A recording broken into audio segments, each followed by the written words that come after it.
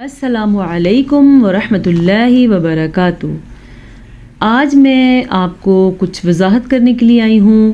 کچھ الفاظ ایسے ہوتے ہیں جن کے مخارج ملتے جلتے ہیں اور بعض لوگ ان میں فرق کرنا مشکل سمجھتے ہیں، جیسے کہ ان کی آوازیں بھی ملتی ہیں۔ صاد اور سین کی آواز ملتی ہے لیکن ان دونوں کے مخرج بالکل الگ ہیں۔ زا، زوا اور زواد کی آوازیں ملتی ہیں لیکن ان کے مخرج الگ ہیں۔ تو آئے ہم جانتے ہیں کہ زواد اور زوا میں کیا فرق ہے۔ ادائیگی ان کی تقریباً ملتی جلتی ہے، اس لیے اکثر لوگ اس میں شک میں مبتلا رہتے ہیں۔ ویسے یہ کوئی اتنا بڑا مسئلہ نہیں ہے کہ اس میں سوچ میں پڑ جائیں کہ ان میں کیا فرق ہے، لیکن انسان ہونے کے ناطے اور مسلمان ہونے کے ناطے ہمارے پاس ہر قسم کا علم ہونا چاہیے۔ ہمارے پاس یہ آیت ہے قضوا زہرک۔ اب دونوں الفاظ کی ادائیگی میں اکثر لوگ پریشان ہو جاتے ہیں کہ ان کے بالکل ادائیگی ایک جیسی ہے، ان میں کیا فرق ہے۔ آج ہم آپ کو بتائیں گے کہ ان میں کیا فرق ہے۔ اچھا، زواد جو ہے اس کے مخرج کا نام ہے حافۃ اللسان، ٹھیک ہے۔ زواد کے مخرج کا نام کیا ہے؟ حافۃ اللسان، جبکہ زوا کے مخرج کا نام ہے رأس اللسان، ٹھیک ہے۔ زواد کے مخرج کا نام ہے حافۃ اللسان اور زواد کے مخرج کا نام ہے رأس اللسان۔ اچھا، زواد کا مخرج کیسے نکلتا ہے؟ زبان کی کروٹ جب اضراس علیہ، زبان کا کنارہ۔ اب آپ زواد کو جب ادا کریں گے آپ کو پتہ چلے گا آپ کی زبان کا کنارہ اوپر والی داڑھوں کی جڑ سے لگے گا۔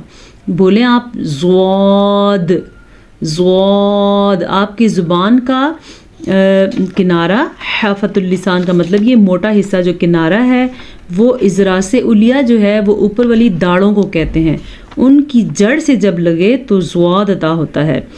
اچھا، زواد ادا کرتے ہوئے زیادہ تر زبان جو ہے وہ بائیں طرف مائل ہوتی ہے، دائیں طرف کم ہوتی ہے اور بائیں طرف زیادہ ہوتی ہے۔ تو اس طرح جب ہم اس کو ادا کرتے ہیں زواد، زواد، تو ہماری دائیں طرف سے نکلنا تھوڑا مشکل ہوتا ہے، یہ بائیں طرف سے آسان ہوتا ہے، لیکن دونوں سائڈوں سے ایک دفعہ اگر ایک جیسا نکل جائے تو بالکل ٹھیک ہے، لیکن کسی حد تک مشکل ہوتا ہے۔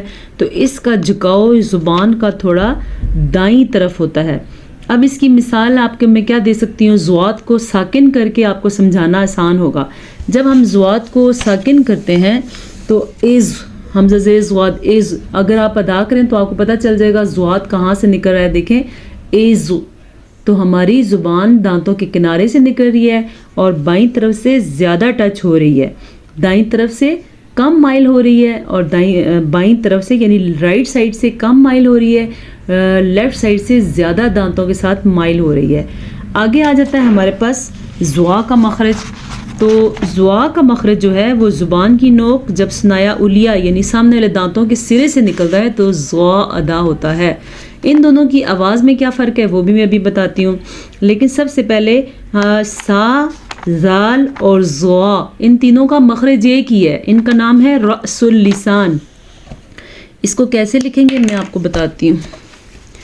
یہ ہے جناب حافۃ اللسان، یہ زواد کا مخرج ہے، آپ بے شک اپنے پاس لکھ لیں، حافۃ اللسان۔ اور رأس اللسان، رأس اللسان یہ ہے جناب زوا کا مخرج۔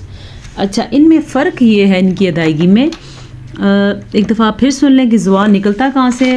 زبان کی نوک جب ثنایا علیہ یعنی سامنے والے اوپر کے دو دانتوں سے ٹکراتی سرے سے کسی حد تک ٹچ ہوتی ہے تو زوا نکلتا ہے۔ جیسے از، از، آپ بولیں حمزہ زیر زوا از۔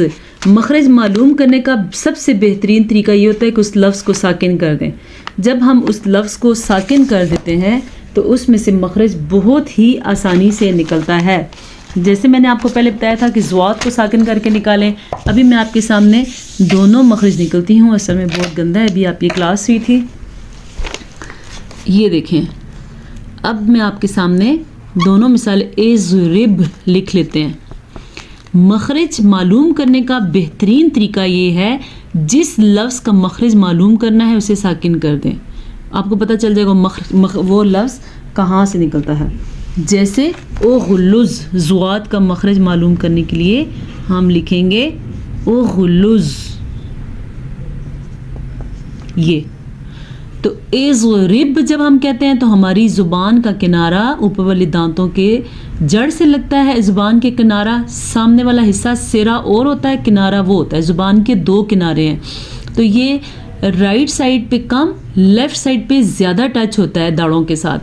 از اور زوا کا مخرج زوا اگر ہم نکالیں تو لز، ہماری زبان جو ہے وہ ثنائے علیہ کے سرے سے ٹچ ہوتی ہے تو زوا نکلتا ہے. ان دونوں میں یہ فرق ہے، پڑھنے میں یہ تھوڑا زیادہ موٹا ہوتا ہے اور یہ تھوڑا زبان پہ ہلکا ہوتا ہے، پڑھنے میں اس کا یہ فرق ہے. جیسے ہم کہتے ہیں زواد، اور زوا کے بارے میں کہتے ہیں زواد. آواز کا فرق محسوس ہو رہا ہے آپ کو؟